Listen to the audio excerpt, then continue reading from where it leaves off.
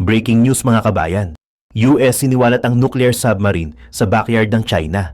Pangalawang balita, ilang mga satellite images ang nagpakita ng US aircraft carrier sa doorstep ng China. Pangatlo sa ating mga balita, ilang mga humiliation ang natanggap ng China dahil sa mga palpak nitong sandata na ginagamit ng Pakistan kontra sa India. Panghuli sa ating mga balita ngayon, tila ginising daw ng Russia ang isang natutulog na higante. Germany nangako na bubuo ng pinakamalakas na army sa Europe. Bago tayo magumpisa, baka pwede pa like ng video na ito. Malaking bagay na to sa aming mga content creators. Maraming salamat po.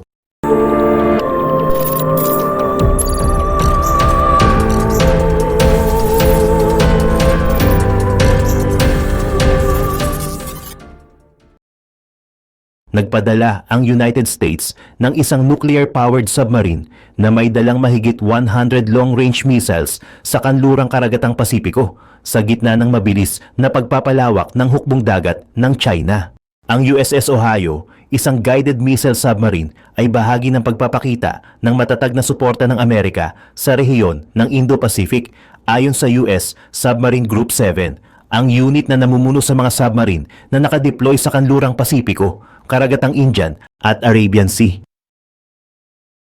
Ayon sa mga larawang inilabas ng US Submarine Group 7 nitong Martes, dumating ang Ohio sa Naval Base Guam noong April 23. Ang isla ng Guam ay tirahan ng ilang military base ng United States at nagsisilbing mahalagang lokasyon para sa pagpapakita ng kapangyarihan laban sa China na nasa layong humigit kumulang 1,800 miles. Bilang bahagi ng estratehiyang containment ng US, kabilang ang Guam sa tinatawag na Second Island Chain na layuning pigilan ang paglawak ng China sa karagatang Pasipiko gamit ang mga teritoryong kaalyado ng United States. Ang USS Ohio ay isa sa 4 na Ohio-class guided missile submarines ng US Navy kasama ang USS Michigan, USS Florida at USS Georgia.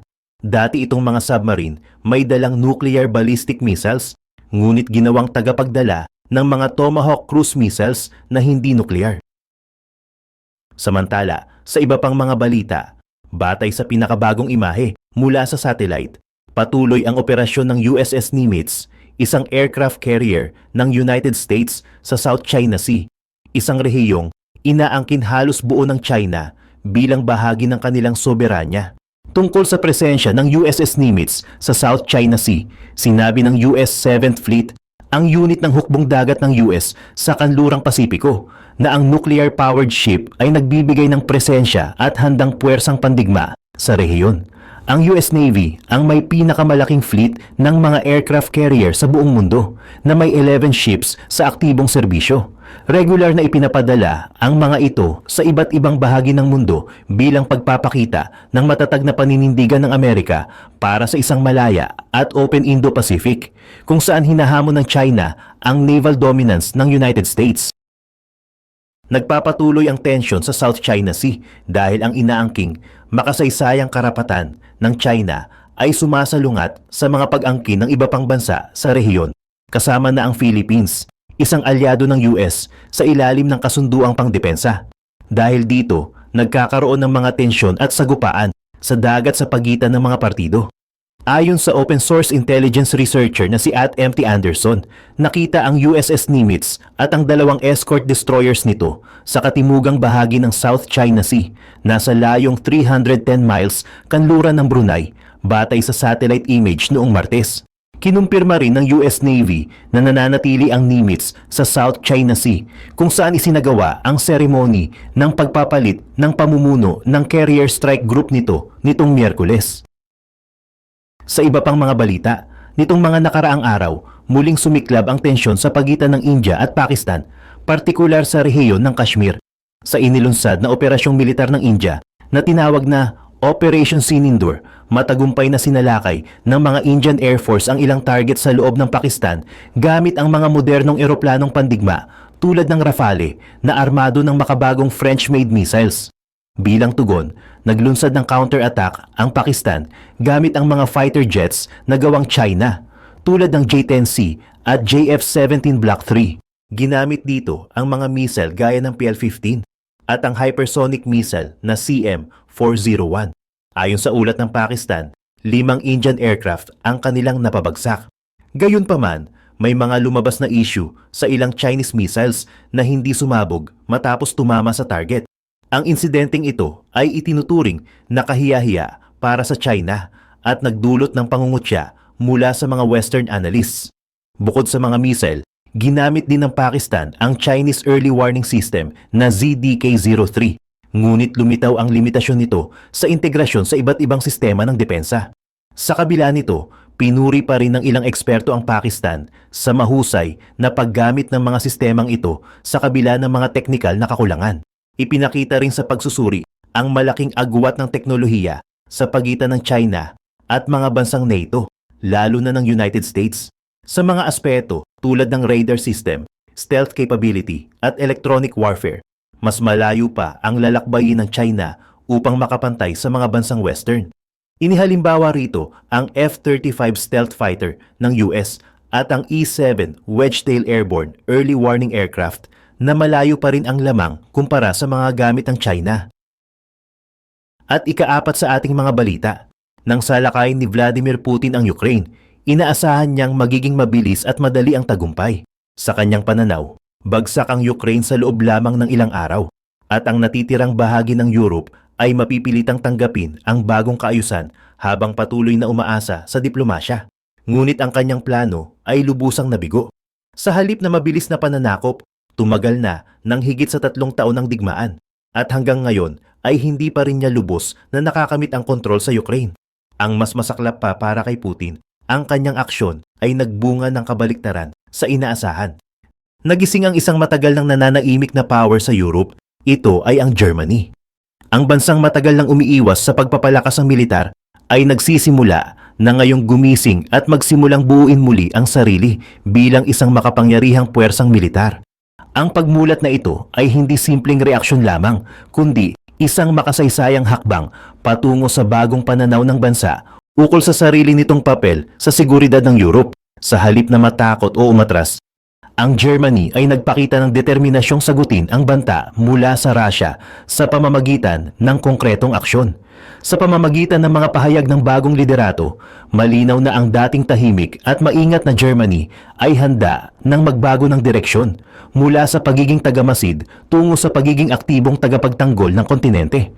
Ito ang simula ng muling pagbangon ng isang natutulog na higante na ngayoy mulat na sa panganib. Handang harapin ito at nagsusumikap maging pangunahing haligi ng seguridad sa Europe sa gitna ng lumalalang tensyon sa pagitan ng Russia at Ukraine at sa harap ng lumilitaw na banta sa seguridad ng Europe. Isang matatag at tahasang paninindigan ang inihayag ng bagong Chancellor ng Germany, si Friedrich Merz. Sa kanyang unang talumpati sa Bundestag, ang parlamento ng bansa, ipinahayag ni Merz ang malinaw niyang layunin: gawing pinakamalakas ang hukbong sandatahan ng Germany sa buong Europe. Hindi ito simpleng retorika. Para kay Merz, ang lakas militar ay hindi simbolo ng pananakot, kundi isang mahalagang sandata upang hadlangan ang sinumang nagnanais mangapi o manakop. Binanggit ni Merz ang isang prinsipyo na tila magiging pundasyon ng bagong direksyon ng Germany. Ang lakas ay pumipigil sa agresyon, habang ang kahinaan ay nanghihikayat dito. Sa pahayag na ito, kanyang pinuna ang dating imahe ng Germany bilang isang bansang tila malakas, ngunit sa likod nito ay may mga kahinaang matagal nang hindi tinutugunan. Para sa kanya, panahon na upang harapin ang katotohanan.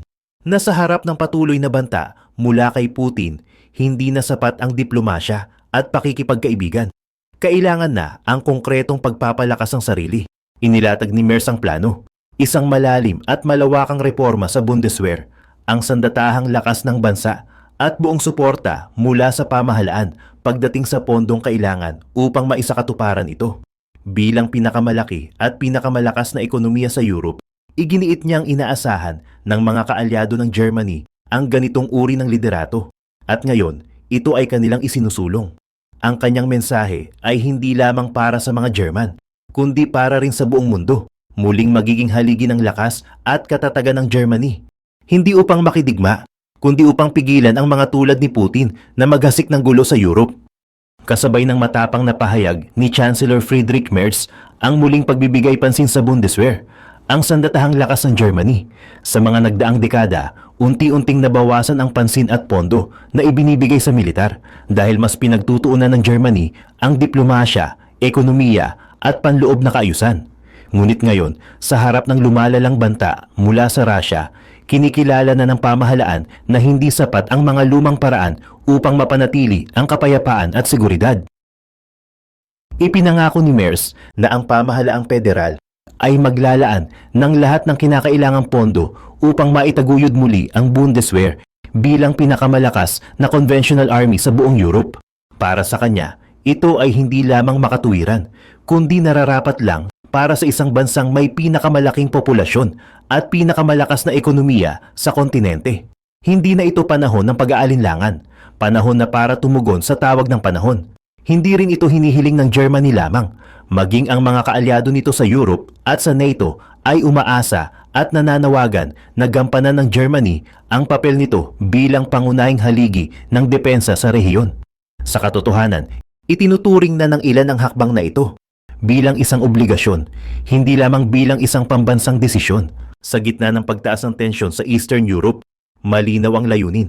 Isang modernong, mahusay at matatag na sandatahang lakas na kayang tumugon sa anumang banta. Ang pagbabalik tutok na ito sa Bundeswehr ay hindi isang simpleng kosmetikong reforma. Isa itong malawakang pagbabago ng estratehiya, estruktura at pananaw. Layunin nitong ihanda ang Germany sa isang bagong yugto ng kasaysayan nito. Hindi na bilang isang bansang umaasa sa iba para sa depensa, kundi bilang isang makapangyarihang tagapagtanggol ng sarili at ng buong Europe. Sa kabila ng taglay nitong lakas sa ekonomiya at impluensya sa politika sa loob ng Europe, matagal nang nahuhuli ang Germany pagdating sa usaping militar. Ayon sa datos mula sa Global Firepower, nasa ika-4 lamang ang Germany sa mga pinakamalalakas na hukbong sandatahan sa Europe sa kabila ng pagiging pinakamalaking ekonomiya sa rehiyon. Nauungusan pa ito ng United Kingdom, France at Italy, mga bansang may mas maliit na ekonomiya ngunit mas pinagtutuunan ng pansin ang kanilang defense capabilities.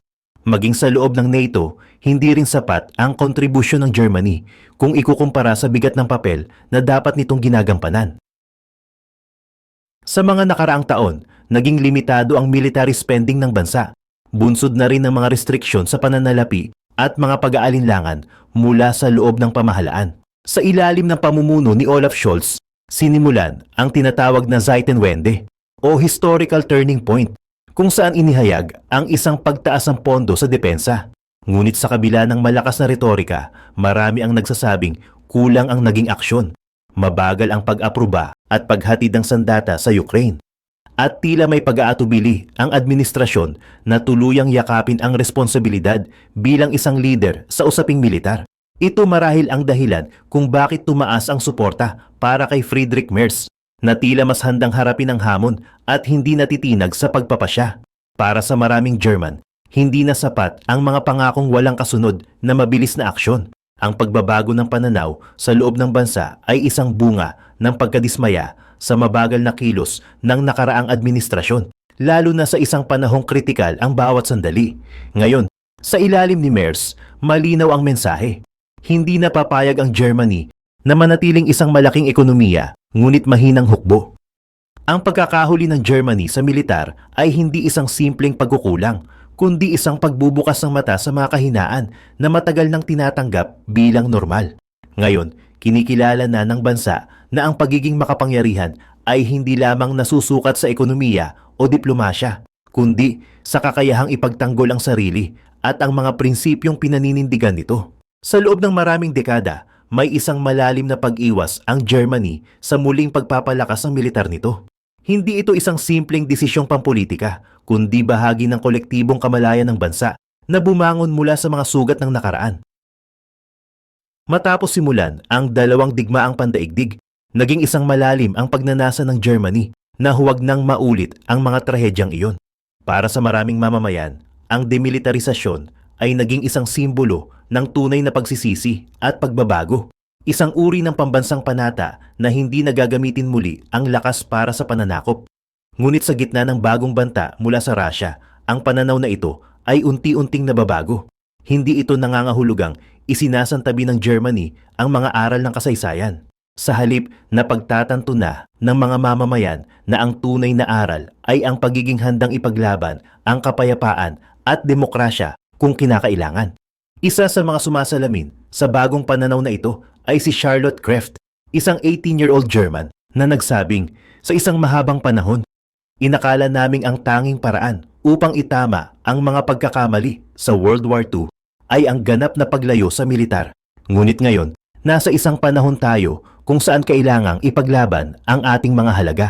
Ang pagbabago ng kaisipang ito ay hindi biglaan, kundi isang unti-unting pagkamulat na ang lakas militar ay maaaring gamitin bilang isang panangga, hindi bilang isang pananakot. Sa ilalim ng pamumuno ni Angela Merkel, ang Germany ay matagal na nagpakita ng isang pagkiling sa diplomasya, gaya ng pakikipagtulungan sa Russia sa larangan ng enerhiya at ekonomiya. Ngunit matapos ang pananakop ng Russia sa Ukraine, malinaw ang naging mensahe. Sinamantala ng Russia ang tiwala ng Germany at ginamit ang mga benepisyong nakuha upang maghasik ng gulo. Sa puntong ito, isang sampal ang natanggap ng Germany, hindi lamang sa larangan ng politika kundi sa sarili nitong paniniwala. Ang pagsalakay ni Putin ay nagsilbing isang matinding paalala na hindi sapat ang kabutihang loob at diplomasya kapag ang kaharap mo ay may hangaring palawakin ang kanyang teritoryo gamit ang dahas. Kaya ngayon, unti-unti nang lumalakas ang panawagan sa loob ng bansa para sa mas matatag na depensa. Ang dating ideya na ang Germany ay kailangang manatiling mahina sa militar ay pinapalitan ng paniniwala na may isang moral na tungkulin ang bansa na ipagtanggol ang kalayaan. Hindi lamang para sa sarili, kundi para sa buong Europe. Sa pagbabagong ito ng kaisipan, ang dating higanting natutulog ay hindi na tinatalikuran ang nakaraan, kundi ginagamit ito bilang isang gabay upang huwag na muling pahintulutan ang anumang anyo ng pananakop at pang-aabuso. Isa sa pinakamalinaw na patunay ng bagong direksyong tinatahak ng Germany ay ang malawakang pagbuhos ng pondo para sa depensa. Sa ilalim ng pamumuno ni Chancellor Friedrich Merz, hindi na lamang salita ang pagbabagong militar. Ito ay isinasakatuparan sa pamamagitan ng konkretong hakbangin, lalo na sa larangan ng pananalapi. Ipinahayag ng pamahalaan na aalisin na ang tinatawag na debt brake o limitasyon sa pagutang, isang patakarang naglalayong panatilihing balanse ang budget ng bansa. Ngunit siyang humadlang din sa mas malawakang pamumuhunan sa militar nitong mga nagdaang taon. Ang pagtanggal sa debt brake ay nagsisilbing hudyat ng isang bagong yugto. Ibig sabihin, mas malaya na ngayong makakapaglabas ng pondo ang pamahalaan para sa mga proyektong may kinalaman sa seguridad at depensa. Isa sa pinakamalaking hakbang ay ang pagbuo ng isang espesyal na pondo na nagkakahalaga ng humigit kumulang $547 billion. Isang napakalaking halaga na layuning pondohan ang modernisasyon ng Bundeswehr at ang pagpapalawak ng kapasidad nito. Matatandaan na noong panahon ni Olaf Scholz, inilunsad ang Zeitenwende kung saan inilaan ang halos $108 billion para sa militar, isang hakbang na tinawag noon na makasaysayan. Subalit sa ilalim ni Merz, ang pondong ito ay tila panimulang hakbang lamang.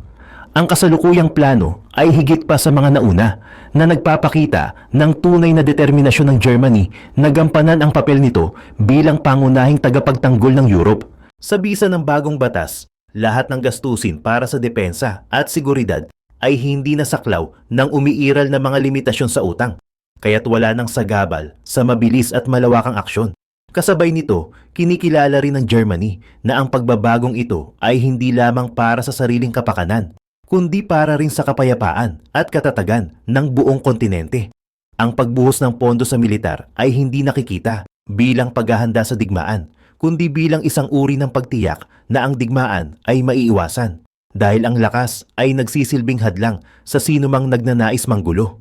Ang bagong pananaw na ito sa paggasta ay sinasalamin din sa tugon ng Germany sa panawagan ng mas mataas na defense spending sa loob ng NATO. Dati, naging batikos ng ilang leader tulad ni Donald Trump ang mababang kontribusyon ng mga bansang European, kabilang ang Germany, sa kanilang militar.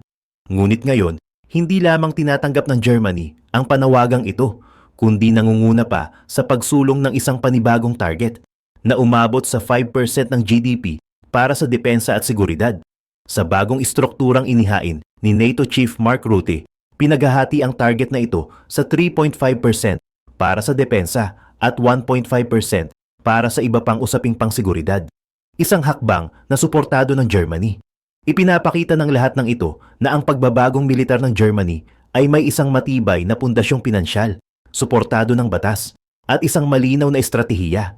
Sa wakas, ang bansang matagal nang naglalakad sa landas ng diplomasya ay muling nagpapalakas. Hindi upang takutin, kundi upang tiyakin na ang kanyang katahimikan ay hindi kailanman mapagkakamalang kahinaan.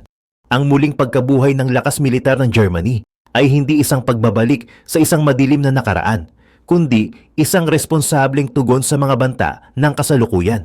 Sa pamumuno ni Chancellor Merz, lumalabas ang Germany bilang bagong tagapagtanggol ng Europe, isang bansa na handang gumamit ng kapangyarihan upang panatilihin ang kapayapaan at demokrasya.